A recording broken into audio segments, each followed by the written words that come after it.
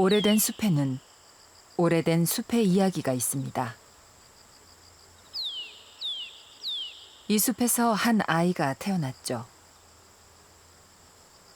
전하는 이야기에 따르면 아이는 박처럼 생긴 알에서 태어나 박혁거세라 했습니다. 15되던 해, 아이는 남산 기슭에 왕궁을 세웠죠.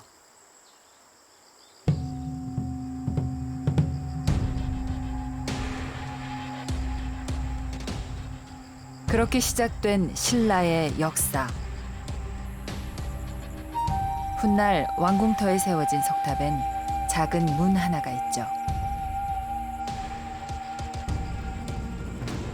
신라인들은 이 문을 통하면 진리의 빛이 가득한 부처의 세계로 들어간다고 믿었습니다.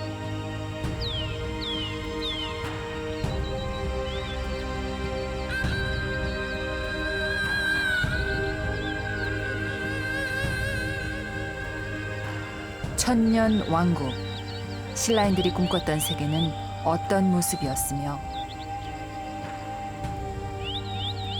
또 오래된 이 숲에선 어떤 일들이 벌어졌던 것일까요?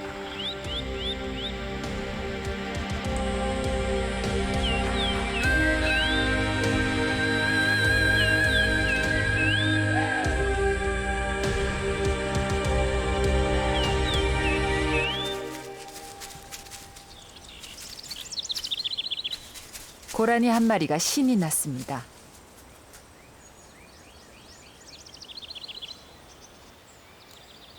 마음껏 뛰놀 수 있는 숲이 있고 푸른 먹잇감이 있기 때문이죠. 이 고라니에게 행복이란 어떤 의미일까요? 신라의 새벽을 열었던 원효는 간밤에 마신 물이 해골물이었음을 알고 깨달음에 이르죠. 모든 것은 마음에 달렸다.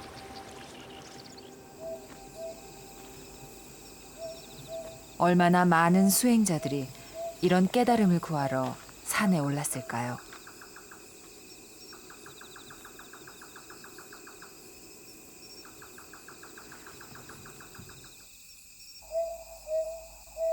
지금 이 솔부엉이에게 짝을 찾는 것이 염원이듯 우리 모두는 염원을 갖고 삽니다. 그런 염원을 1500년 넘게 받아왔을 이 마애불.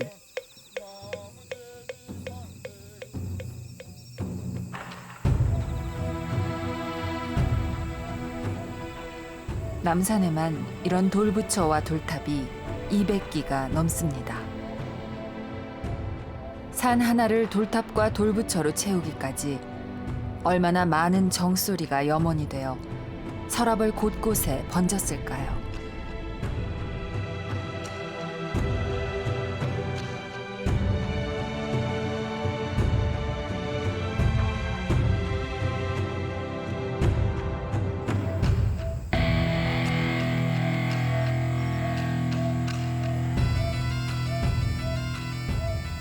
매월 땅 김시습이 머물며 금오신화를 썼다는 용장사.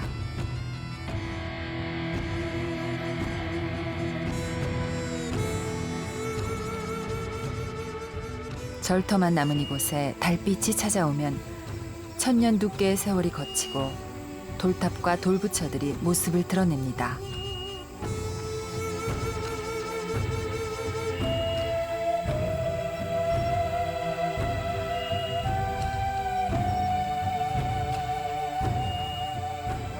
여기 한 고승과 부처에 관한 이야기.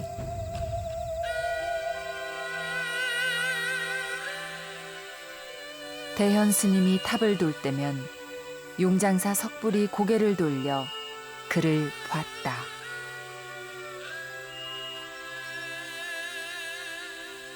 그러나 얼굴을 잃어버린 부처. 문득 스님을 따라 돌던 그 염화 미소가 궁금해집니다.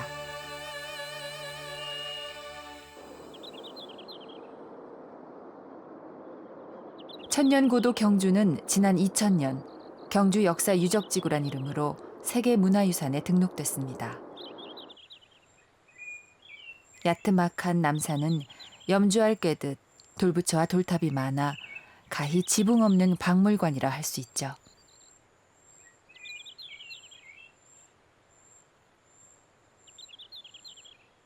유리하게 펼쳐진 마애부를 접하면 길을 걷다가도 불현듯 묻고 싶어집니다.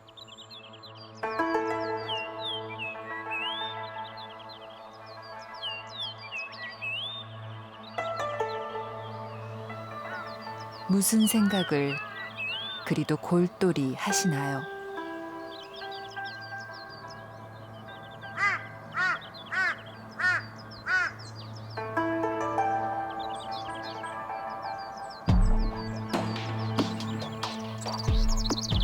남산의 돌부처는 인도나 중국의 것처럼 근엄하거나 위압적이지 않습니다.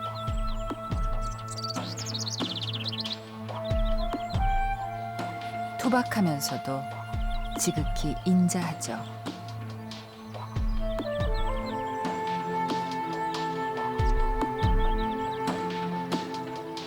천년 세월을 건너 홀로 보리수 아래 이 수행승을 보면 우리는 절로 신라의 시간 속으로 들어갑니다.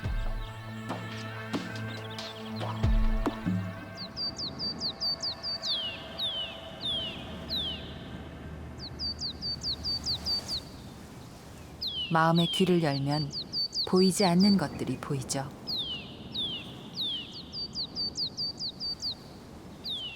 예진 스님에게 숲은 이야기들로 무성한 또 다른 우주입니다.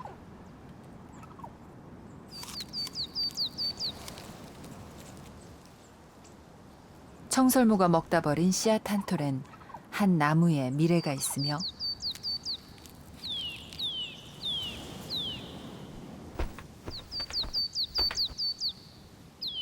솔부엉이와 어치가 영역을 두고 다투는 건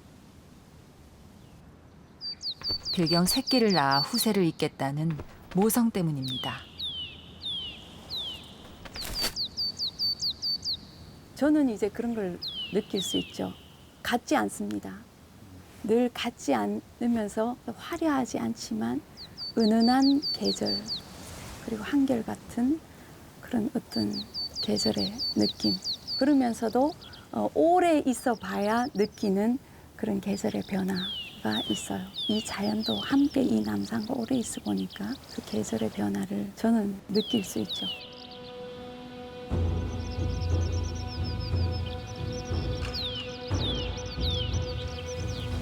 오래된 숲과 왕릉이 있다는 건 이곳이 신성한 공간이었음을 의미하죠.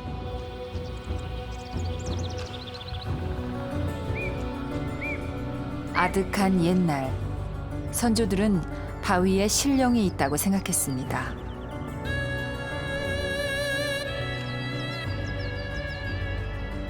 이 비파 바위도 다르지 않아 훗날 부처가 산다고 믿었기에 주변에 절집을 지었죠.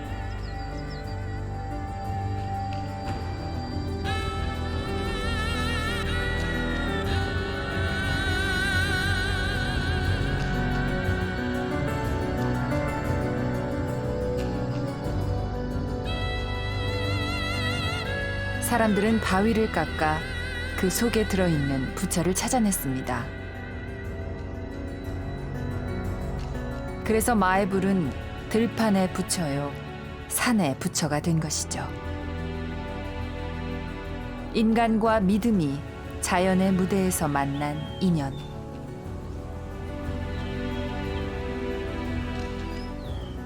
작은 생명 하나도 기막힌 인연에서 시작됩니다.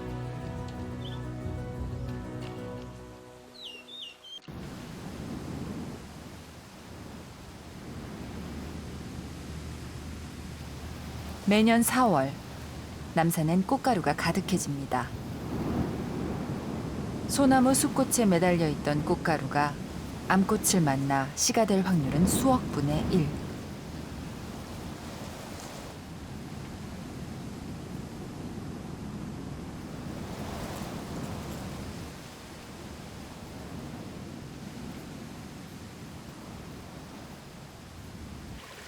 인연을 맺지 못한 꽃가루는 역설적이게도 숲에 영양분을 제공하죠.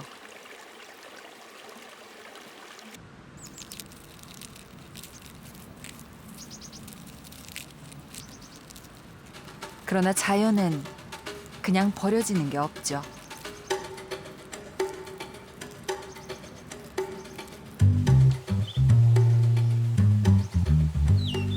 오늘도 남산은 마법처럼 사람들을 불러들입니다.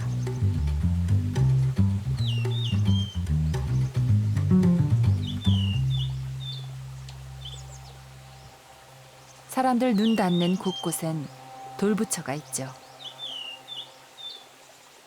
이 돌부처는 관음보살상입니다.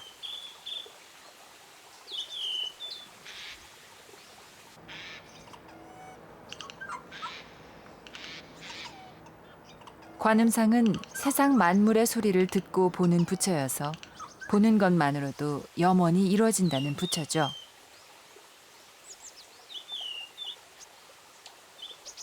만들어질 당시 이 부처의 모습은 지금과 달랐을 겁니다. 1300년의 시간만큼 두껍게 내려앉은 지으류. 지으류는 척박한 바위를 갉아 흙을 만들기도 하죠. 그리고 이곳엔 지으류로 위장한 가장 낮은 생명들이 돌부처와 한 몸으로 살아갑니다.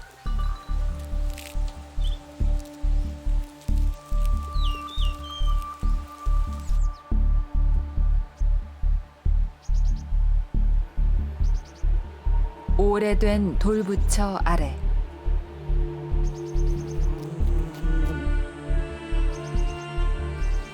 쌍살벌에게 이곳은 비바람을 피할 수 있는 안성맞춤 거처죠.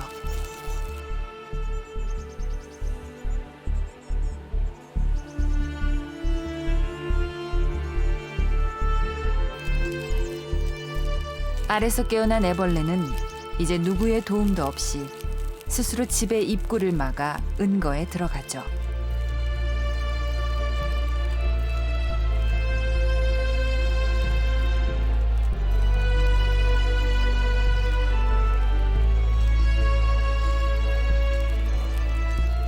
나올 때 역시 자신이 지은 집을 자신이 뜯어냅니다. 그 사이에 벌어지는 놀라운 탈바꿈.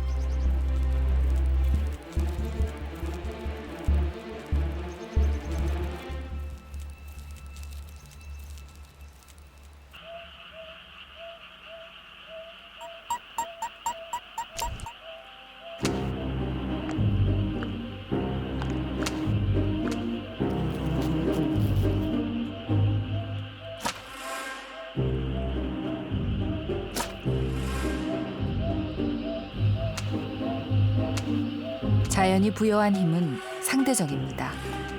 늘 강자와 약자의 위치가 수레바퀴처럼 돌아가죠.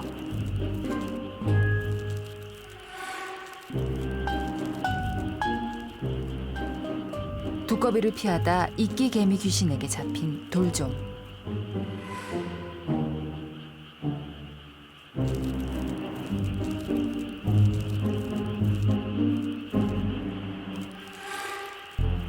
나방애벌레도 같은 운명을 맞습니다.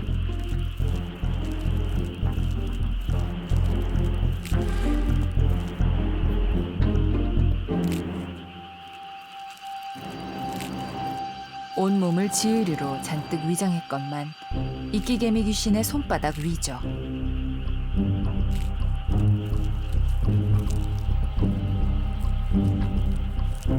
이 사냥감 하나를 구하려고 이끼개미 귀신은 몇 날 며칠 인내를 갖고 기다려왔습니다.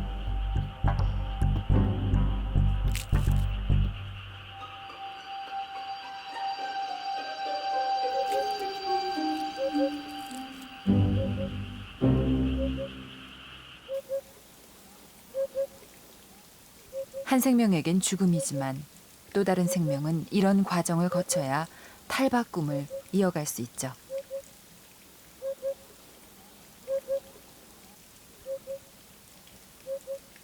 이런 삼라만상 속에서 깎이고 깎여 조금씩 자연을 닮아왔을 관음보살상.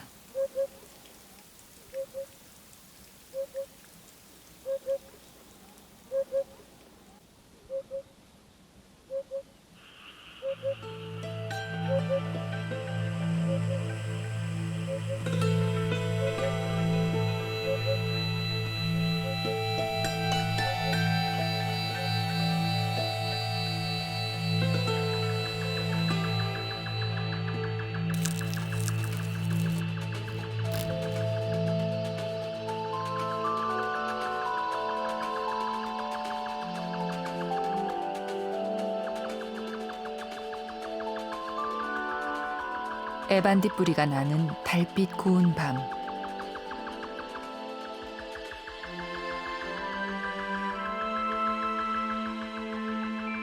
돌부처의 숲 한쪽에서 숲의 일원이 되기 위한 경쟁이 시작됩니다. 성장기를 맞아 땀을 흘리는 죽순.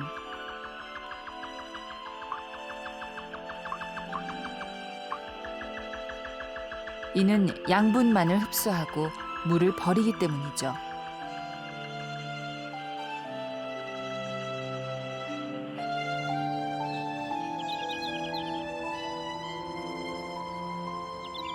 우후 죽순, 작은 물방울들의 노고.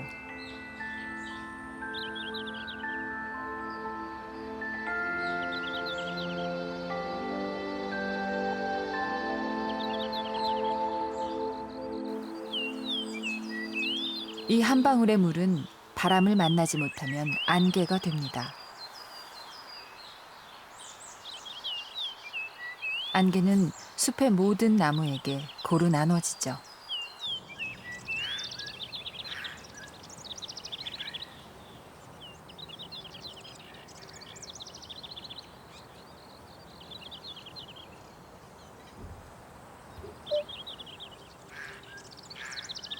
지난밤 반딧불이 논일던 곳.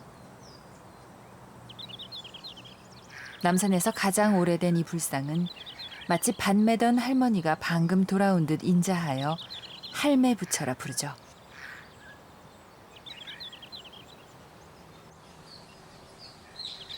지난 1400년 중생의 마음 고향이 되온 할매부처.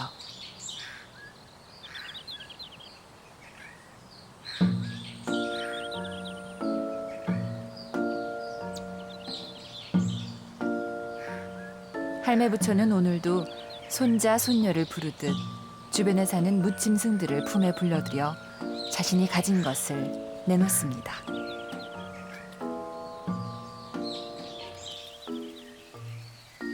중생들에겐 염원을 들어주고 무짐승들에겐 그 염원의 마음을 되돌려주는 것이죠.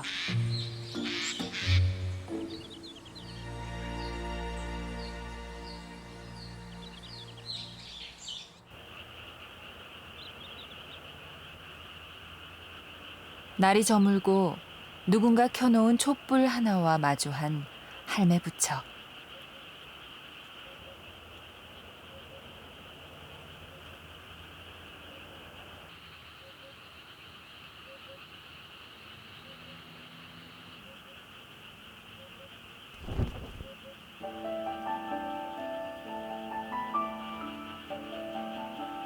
그러나 오늘같이 달이 낮게 뜨는 밤,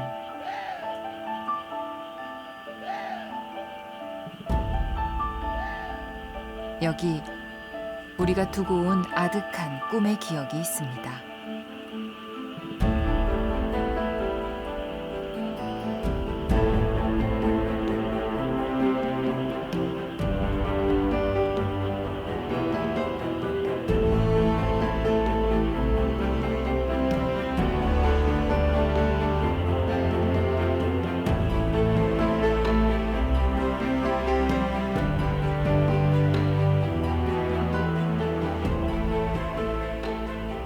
여러분은 혹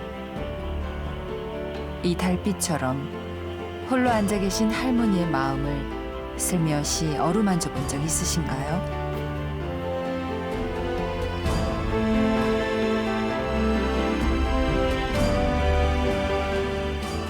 어쩌면 석공은 돌 속에 들어있는 이 할매 부처를 만나고자 매번 달빛을 지고 올라와 돌을 쪼았겠죠.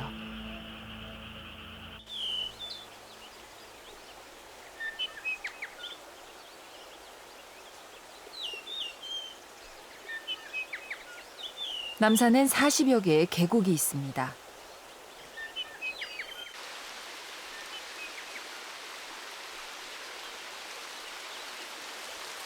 산은 낮지만 100m만 걸어 들어가면 깊은 계곡을 만날 수 있는 곳.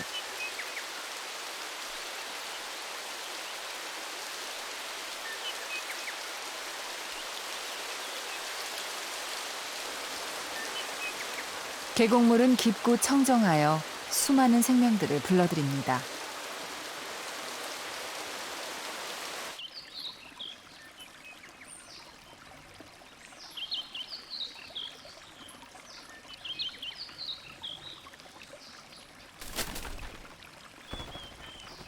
물은 이끼를 자라게 하고 이끼는 새의 둥지가 되죠.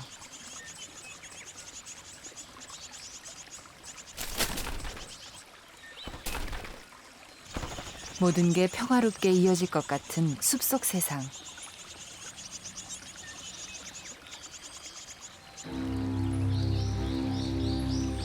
그러나 이곳에도 삶과 죽음이 하루에 몇 번씩 교차합니다. 어미의 위험 신호에 본능적으로 몸을 숨기는 새끼들.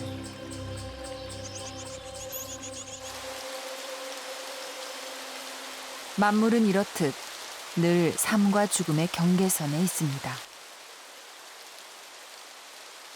계곡의 이 거대한 바위는 한때 돌부처가 될 수도 있었으나 완성 단계에 이르지 못해 바위로 남았겠죠.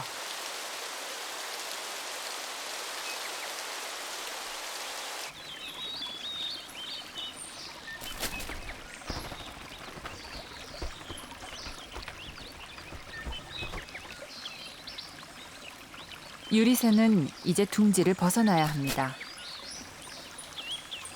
이 경계를 벗어나야만 숲의 일원이 될 수 있죠.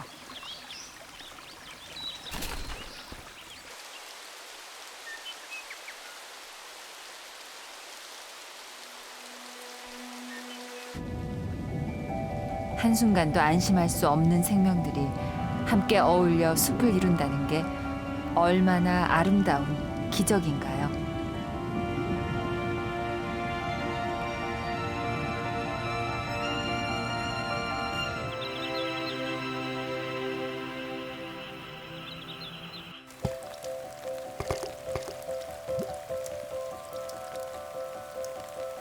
물방울 하나는 작지만 물방울이 모이면 내를 이루고 강이 됩니다.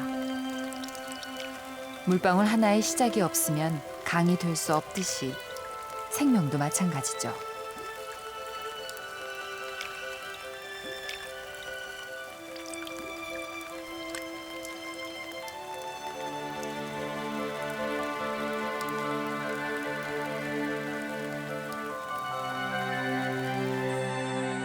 세상에 함부로 대할 수 있는 미물이란 없습니다.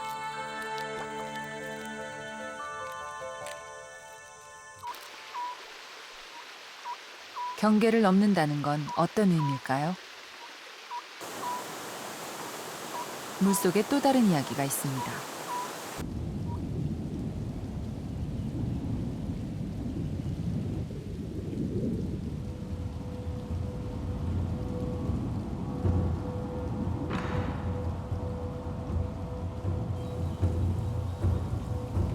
왕잠자리 유충과 새끼 도롱뇽의 대면.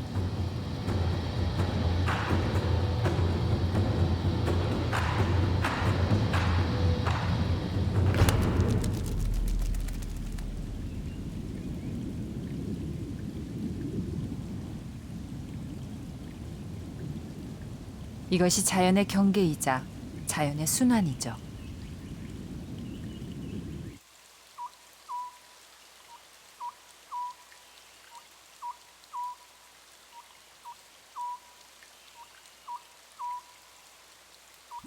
이 녀석은 운 좋게 아가미를 떼고 물 밖으로 나왔습니다.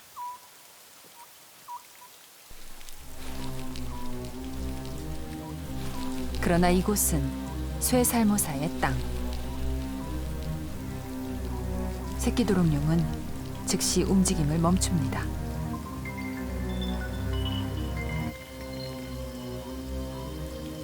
움직이지 않으면 쇠살모사가 찾지 못한다는 걸 아는 것이죠.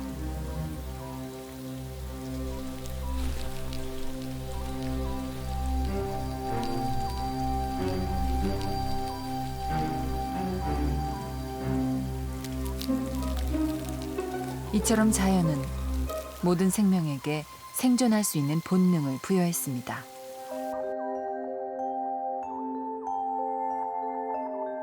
불가에선 어떤 생명도 홀로일 수 없다고 말합니다. 모두 촘촘한 그물로 연결돼 있는데 이것을 인드라망이라 하죠.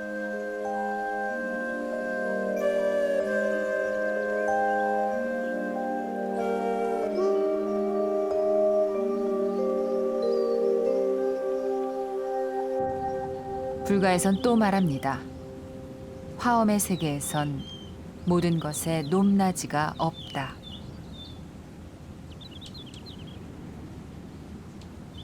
어쩌면 이것은 모두를 통합해야만 했던 당시 통일신라에게 절실했던 통치 철학이었을 것입니다.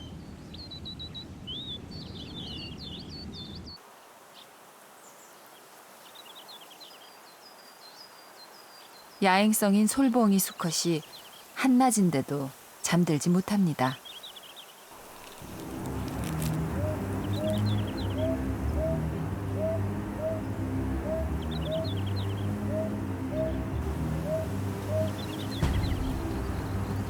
솔숲에 사는 솔부엉이를 괴롭히는 건 나무타기의 명수 누룩뱀.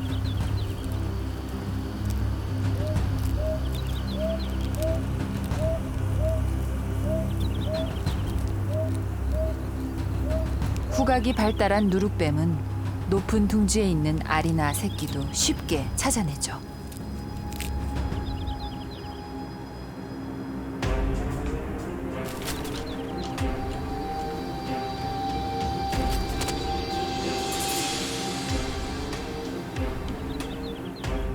경고를 계속 무시하자 수컷 솔부엉이가 응징에 나섭니다.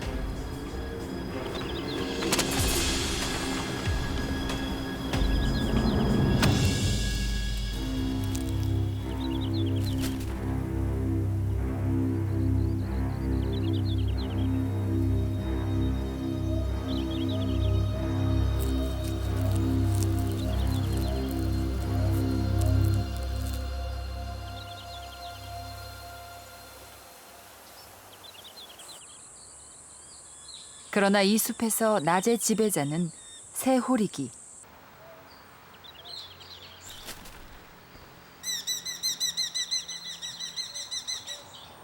번식기. 수컷 새호리기가 암컷을 유혹합니다.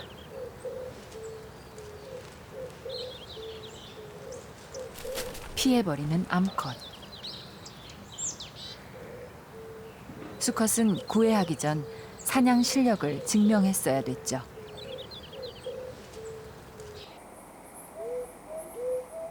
다시 솔부엉이의 시간입니다.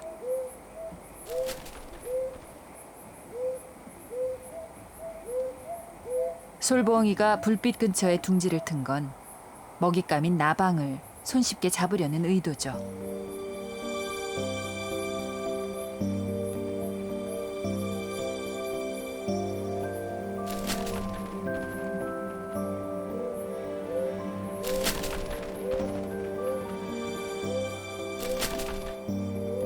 솔부엉이가 밤새 수고하며 움켜쥐는 나방은 10마리가량. 도대체 몇 마리를 더 잡아야 새끼들이 둥지를 떠날 수 있을까요?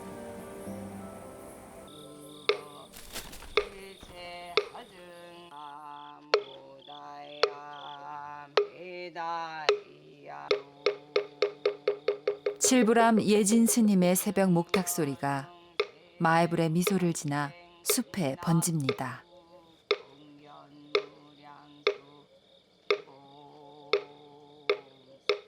주변을 깨끗이 하고 세상의 모든 생명을 깨우는 신성한 의식 도량석.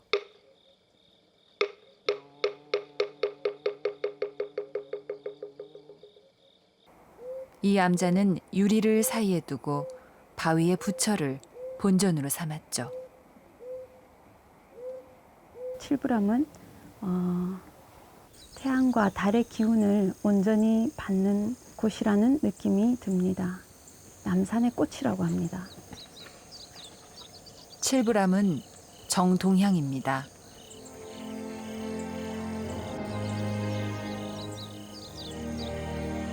태양은 매일 떠오를 때마다 동해의 문무왕릉을 지나고 토암산을 거쳐 이곳 칠부람 마애불에 도착하죠.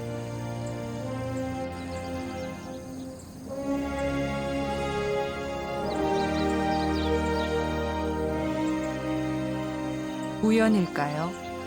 빛의 움직임에 따라 매 순간 살아있는 듯 마애불의 색과 모습이 달리 보이는 것은 이것이야말로 신라의 석공들. 그들이 자연 속에서 부처의 얼굴 표정까지도 찾고자 했던 것은 아닐까요?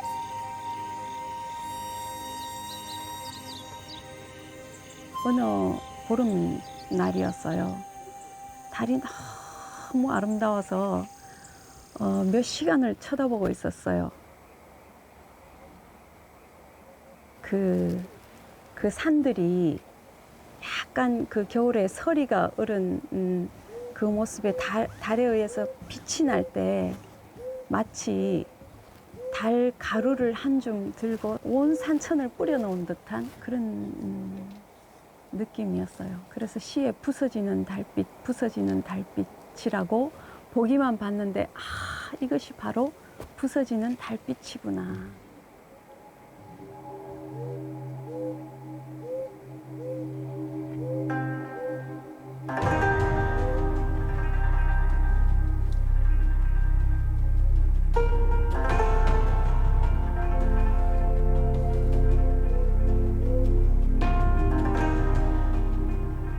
석공은 달빛마저 알았겠죠.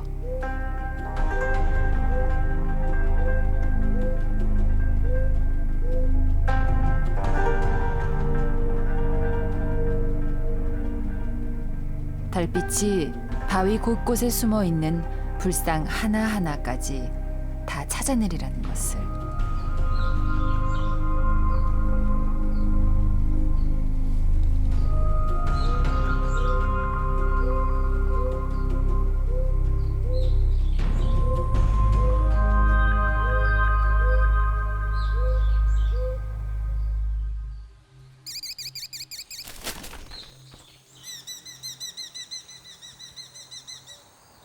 마침내 새오리기도 쌍을 이뤘습니다.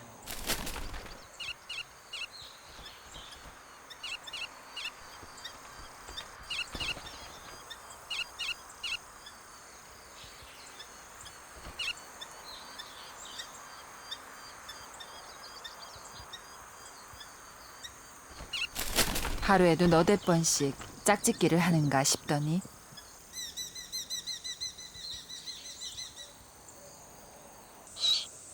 어느새 3마리의 새끼를 부화시켰죠.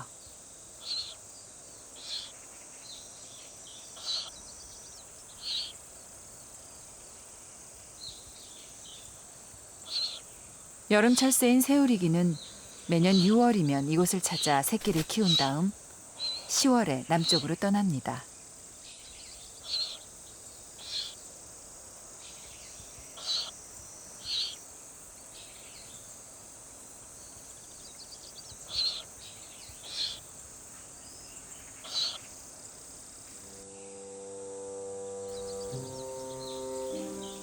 새끼를 돌보느라 쪽잠을 잘 수밖에 없는 어미.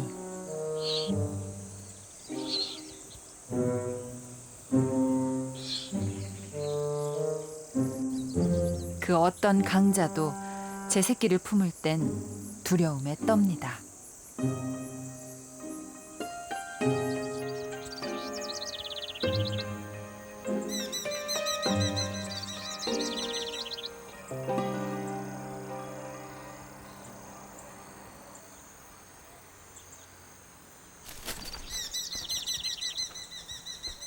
새오리기는 새를 홀릴 만큼 사냥을 잘하기 때문에 얻어진 이름입니다. 좋아하는 사냥터는 나무가 없는 삼릉 주변.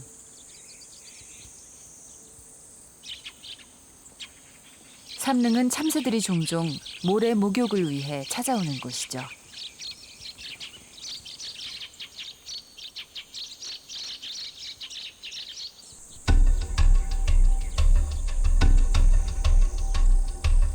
참새들의 주랭랑.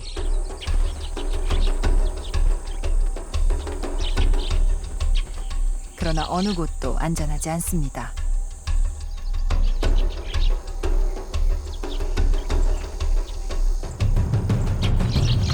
하늘을 나는 새가 자유롭다고 누가 말했던가요?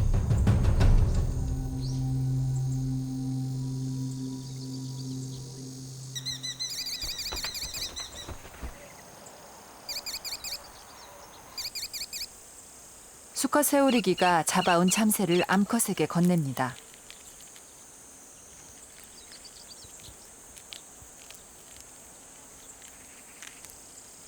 새끼들을 위해 털을 뽑아 요리하는 암컷. 얼마나 많은 참새들이 새오리기의 새끼들과 자신의 생명을 맞바꿨을까요?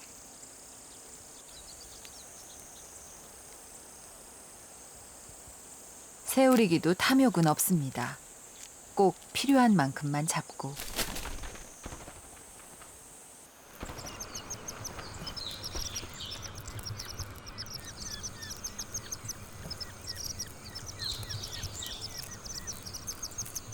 잡은 먹잇감은 새끼들에게 고루 분배해주죠.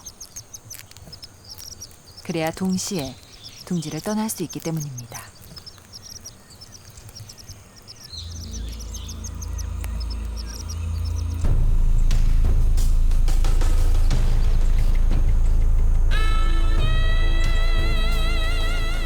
마치 사바세계 생명의 안위를 살피듯 고즈넉하게 앉아있는 신선함의 마애보살 방가상.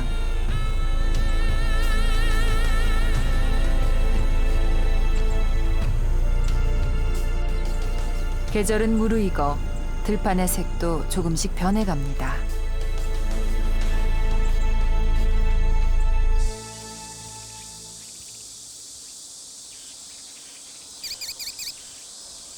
더위 때문에 한 뼘의 그늘이 고마운 시간.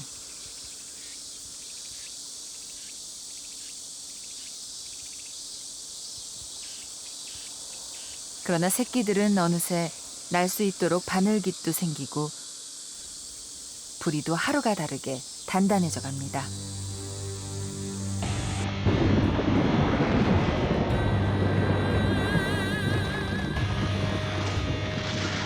화엄 세상을 상징했던 남산의 마애불. 그 후 신라가 망하자 남산에선 더 이상 돌 쪼는 소리가 들리지 않게 됩니다.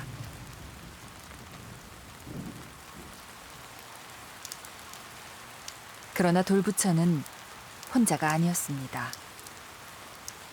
사람이 아닌 수많은 다른 생명들이 찾아와 품에 안기기 시작했죠.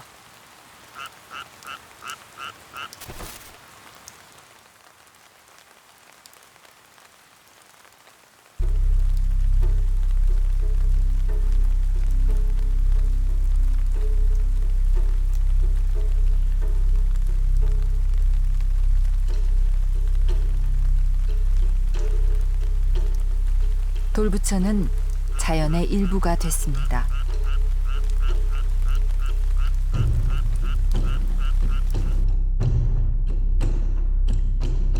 빈자리가 있으면 다른 것이 채워지고 삶이 있으면 소멸도 있는 법이죠.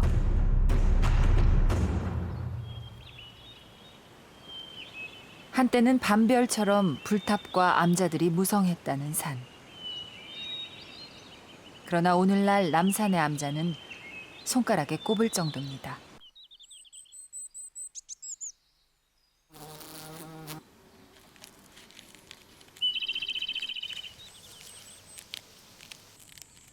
하늘소는 알을 낳아야 하고 죽은 나무는 자신의 몸을 내놓죠.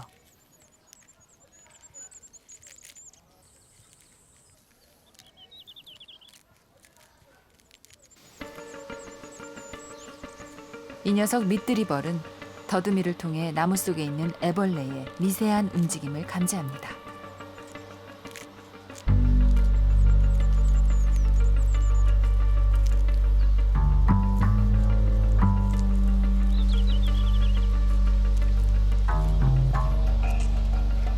그리곤 침처럼 생긴 산란관을 꺼내 나무 속의 애벌레에게 꽂아놓죠.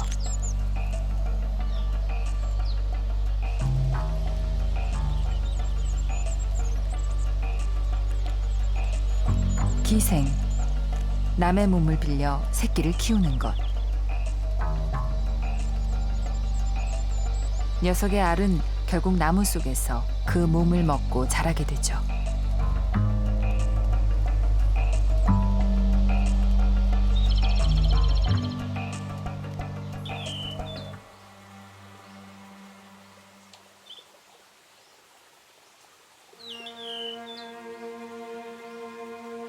삼라만상이 서로 연결돼 태어나고 죽고 후세 잇기를 반복하는 오래된 돌부처의 숲.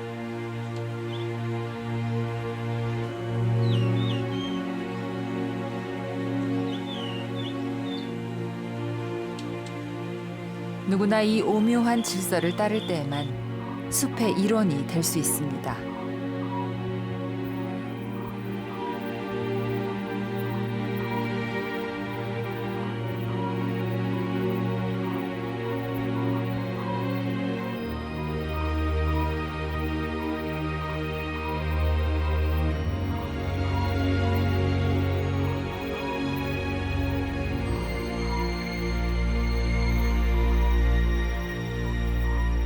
달맞이 꽃이 활짝 피는 시간이면 솔숲의 솔부엉이도 한창 움직여야 할 시간이죠.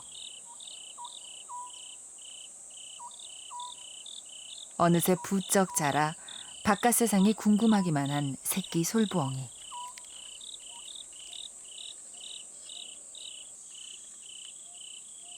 어미는 오늘도 사냥 중입니다.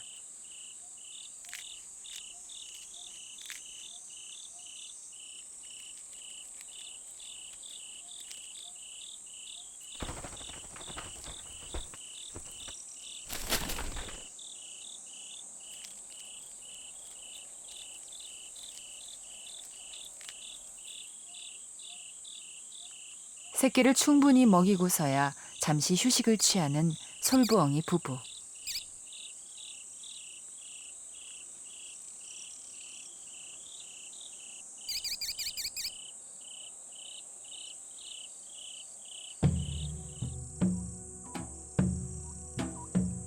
어쩌면 세상의 진리란 단순하고도 명료한 것인지 모릅니다.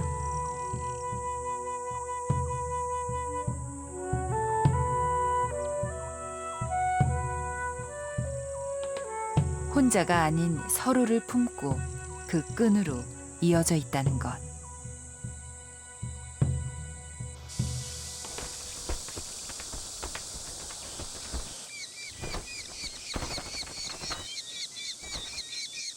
새끼 새오리기도 둥지를 떠날 때가 됐습니다.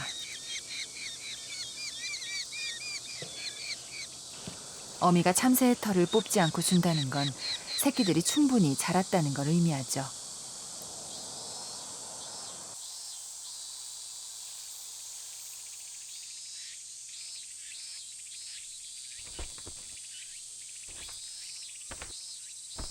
둥지를 벗어난 막내의 첫 비행. 이렇게 새오리기 새끼 3마리는 무사히 숲의 일원이 됐습니다.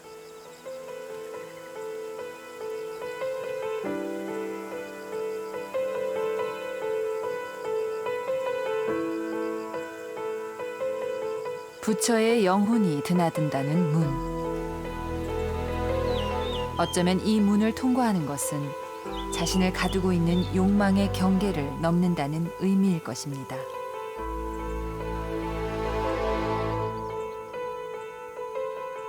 이 숲에 사소한 생명이란 없습니다.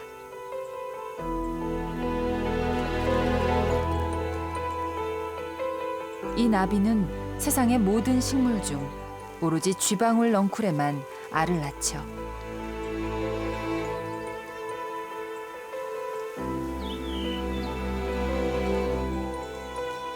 쥐방울 넝쿨이 없으면 꼬리명주 나비도 탄생할 수 없다는 너무도 절묘한 인연입니다.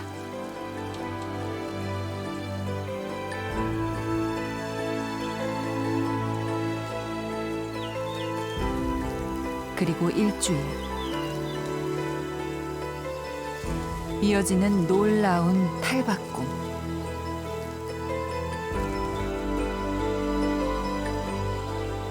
마침내 나비는 경계의 문을 통과해 하늘을 날 수 있게 됐습니다.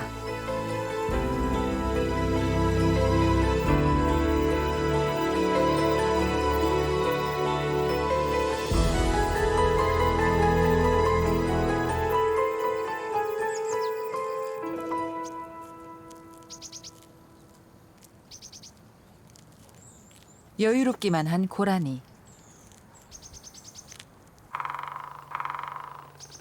이 고라니가 외롭지 않은 건 어울릴 수 있는 수많은 숲의 식구들이 있기 때문이죠.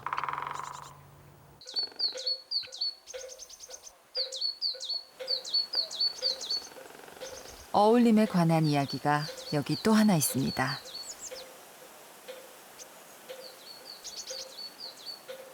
남산의 좌불상 중 가장 큰 마애불. 마애불이 품고 있는 또 하나의 암자, 상서남.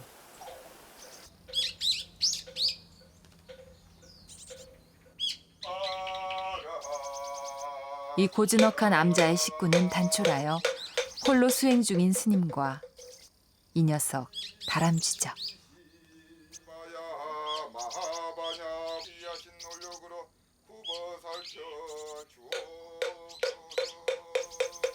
분명 부처님께 바칠 공양미건만 통려는 솜씨로 보나 무수한 이빨 자국으로 봐서 보통은 넘는 녀석입니다.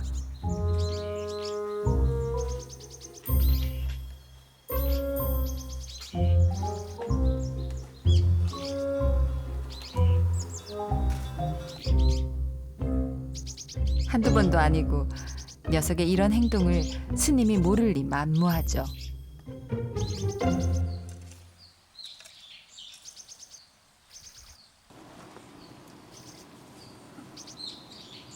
가진 것을 내놓았을 때 비로소 넉넉해진다는 것을 아는 스님.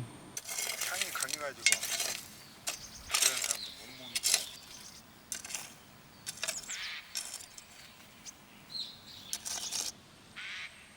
그래서 탐욕이 있는 것도 인간이고 무생명과 나눌 수 있는 것도 인간이라 했죠.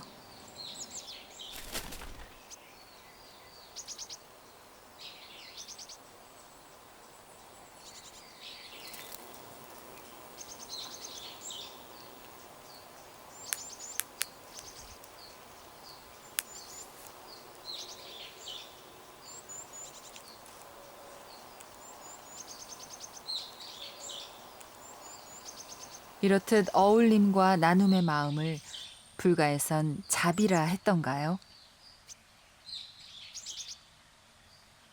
돌부처와 그 돌부처 앞에 놓인 삶의 염원이 쌓여 이루어진 생명의 숲 남산.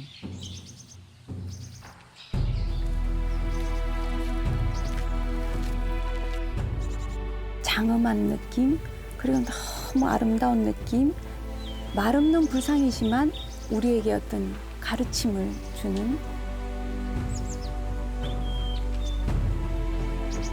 기도하는 마음으로 불상을 조성했기 때문에 천년을 이어서 그 마음이 이어져서 지금 이 남산이 있는 것이 아닌가.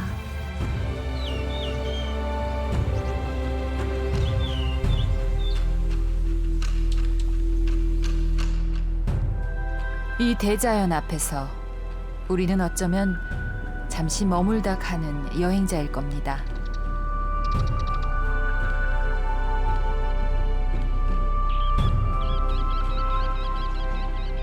오랜 시간 수많은 여행자들이 머물렀을 남산. 돌부처의 숲 남산에 또 한 번의 순환이 시작됩니다.